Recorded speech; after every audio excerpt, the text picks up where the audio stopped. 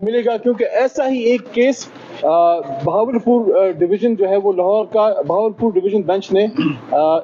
وہاں پہ تحریک انصاف کے کینڈیڈیٹ کے حق میں فیصلہ دیا ہوا ہے. ایگزیکٹلی اس سے بھی بہتر کیس یہ ہے، کیونکہ اس میں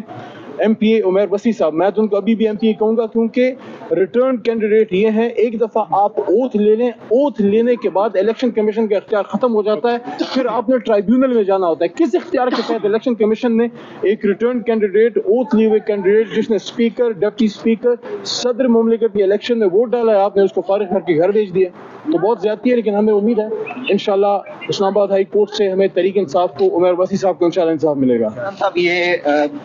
تاثر دیا جا رہا ہے کہ اپوزیشن حکومت جو ہے وہ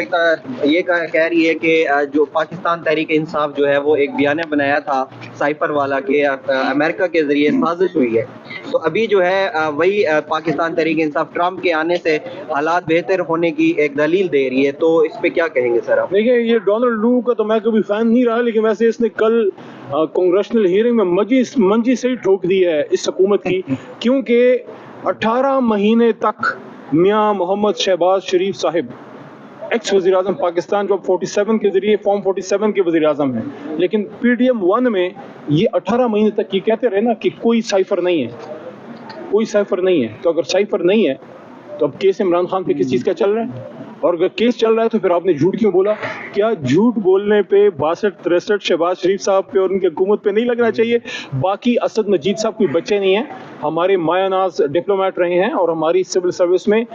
جہاں وہ لوگ بھی ہیں جنہوں نے عمیر وسیع صاحب جیسے جیتے بھی لوگوں کے ساتھ یہ ڈرامے بازیاں کی ہیں، تو وہاں کچھ آنریبل لوگ آج بھی موجود ہیں. اسد مجید صاحب نے، میں سمجھتا ہوں، میں اپریشیٹ کرنا چاہیے، میں زندگی میں کبھی اسد مجید صاحب سے نہیں ملا، نہ ان کو میں جانتا ہوں، لیکن اس پہ اپریشیٹ کرتا ہوں کہ کتنا پریشر ان پہ پڑا ہوگا جب عمران خان کی حکومت رات کے 12 بجے ختم کی گئی، اور بین الاقوامی مداخلت پہ اور نیشنل سیکیورٹی کمیٹی نے عمران خان صاحب کے نیچے جب وزیر اعظم تھے یہ اعلامیہ جاری کیا کہ بلیٹنٹ انٹرفیئرنس ہوئی ہے، کھلم کھلا مداخلت ہوئی ہے، تو اس کی توثیق شہباز شریف صاحب جب وزیر اعظم تھے اس نیشنل سیکیورٹی کمیٹی نے بھی کی. اب آپ سوچئے کہ اسد مجید صاحب پہ، شہباز شریف صاحب کی وزارت عظمیٰ میں کتنا پریشر پڑا ہوگا اس بیوروکریٹ پہ، اس ڈپلومیٹ پہ. تو اگر انہوں نے یہ بات کی کہ بلیٹنٹ انٹرفیئرنس ہوئی ہے، تو میں پاکستان کی حکومت سے، ارباب اقتدار سے ایک سوال پوچھنے کی جسارت کر سکتا ہوں، آپ نے پھر کس بنیاد پہ ڈی مارچ کیا امریکہ کے سفیر کو بلا کے اگر سائفر موجود نہیں تھا؟ اور اگر سائفر موجود تھا اور آپ نے ڈی مارچ کیا اور بین الاقوامی مداخلت ہوئی، اور ڈونلڈ لو جیسے ایک شخص کو یہ ہمت ہوئی کہ پاکستان جو نیوکلیئر اسلامک اسٹیٹ ہے اس کے وزیر اعظم کو تڑی لگائے کہ یا تو آپ اس کو اتاریں،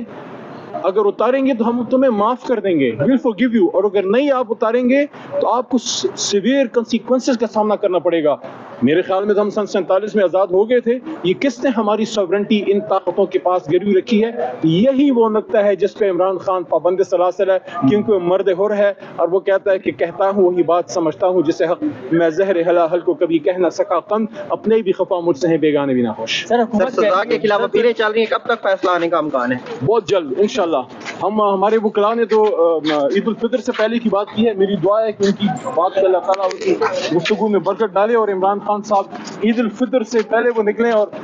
بنی گالا یا زمان پارک میں ہمارے ساتھ جو ہے وہ بیٹھے ہوں. بنی گالا ہو تو بہتر ہے، کیونکہ بنی گالا خان صاحب کو راس ہے. لے لیں اپنے